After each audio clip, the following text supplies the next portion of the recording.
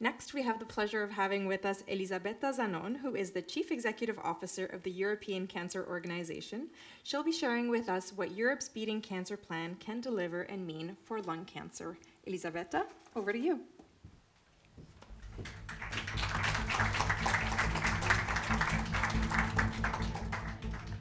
Thank you, Sarah, for the introduction, and thank you very much to Deborah and the whole Lung Cancer Europe team for the organization of this fantastic first conference, I understand, in this format at least, so congratulations for the great work.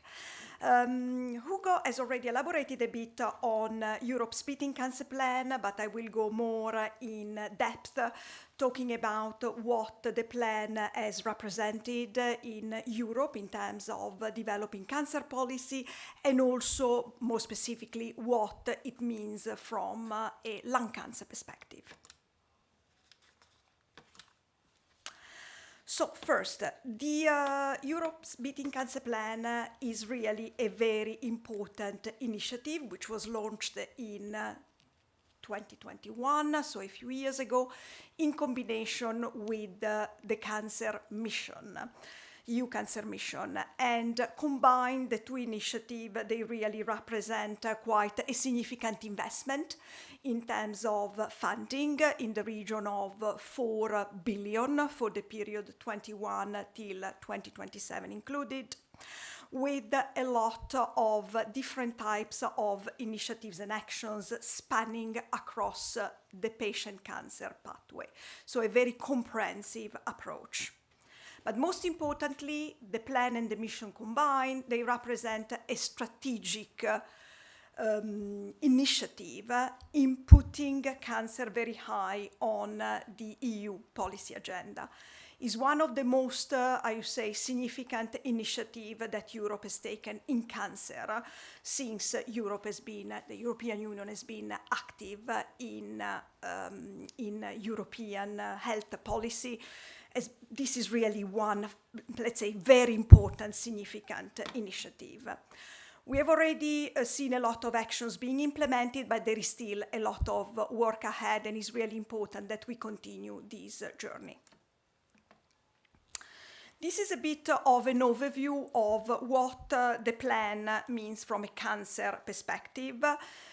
It's not comprehensive, there is more than that, but let's say this is really important to highlight, in particular this initiative. Starting from prevention, there are a lot of different initiatives related to prevention, the revision of tobacco legislation, revision of legislation on air quality, legislation on exposure to hazardous substances and radiation, initiatives on screening, and we have already heard about the importance of screening early. I will elaborate a little bit more on that later. The imaging initiative, again, a very important initiative from a lung cancer perspective, given the importance of data and imaging for lung cancer detection. Investment in comprehensive cancer centers. Hugo has already elaborated a bit on comprehensive cancer centers and their importance. And the recognition of psychological support, the importance of looking also at what it means to be diagnosed with lung cancer and other types of cancer from the point of view of quality of life, how it is to live with cancer, the importance of psychological support, also palliative care.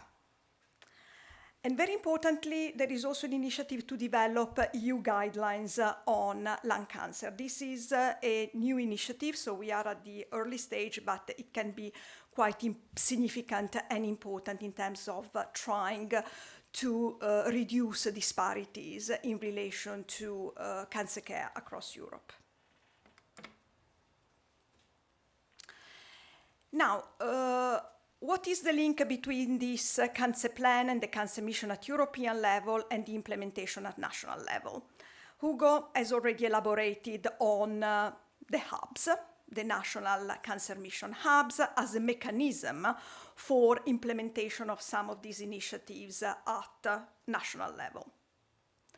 But if I can elaborate a little bit more, going beyond the concept of the hub, national cancer mission hubs, I would say that what we have with the European plan is really a strategic direction that we see coming from the EU level, with a lot of implementation aspects relying on member states' engagement. So a lot of these different initiatives have to be implemented at national level.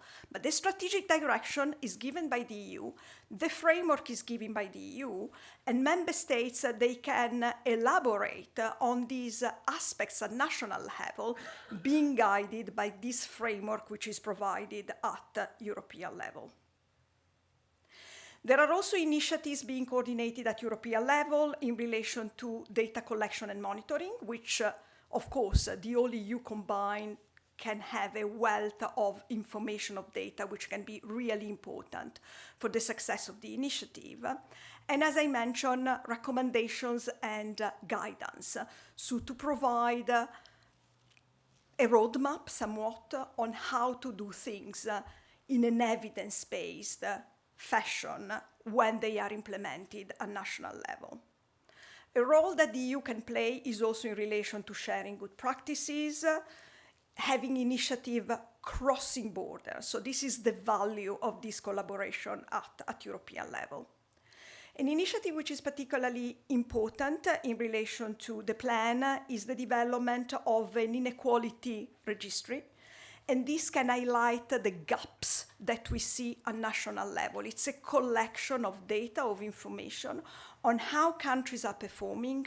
And with this information, of course, we can take a picture of how the different countries are, where they are doing well, when they are doing less well, and what has to be improved. Collaboration is absolutely essential for the implementation of the different initiatives in the plan and the mission. And of course, Ugo again has already elaborated on the importance of collaboration, because no single actor can improve lung cancer outcomes alone. We really need to have the different actors working together in a collaborative way, so that together we are stronger and we can make really a significant, meaningful change for patients. And of course, initiatives like the SOLAS project that we have already mentioned earlier are really a very good example of how different actors, different partners have worked together in this collaborative fashion in relation to lung cancer screening. Now, we have seen progress with Europe's Beating Cancer Plan, but there is still a lot to be done. If I look at the areas where we still need to achieve significant improvement, change in relation to lung cancer, I would say that the revision of the tobacco legislation is lagging behind. So we really want to see the process being speeded up, because there has been a first proposal, but there are still pieces of legislation pending, and we really want to see things being developed as soon as possible in this space, which is so important for lung cancer. Screening, we see that there have been developments with lung being placed as one of the cancers for which screening initiatives should be developed. But it's early days. We see only a few countries having taken initiatives to develop these screening programs, these organized screening programs for lung cancer. So more work is definitely to be accomplished in this space.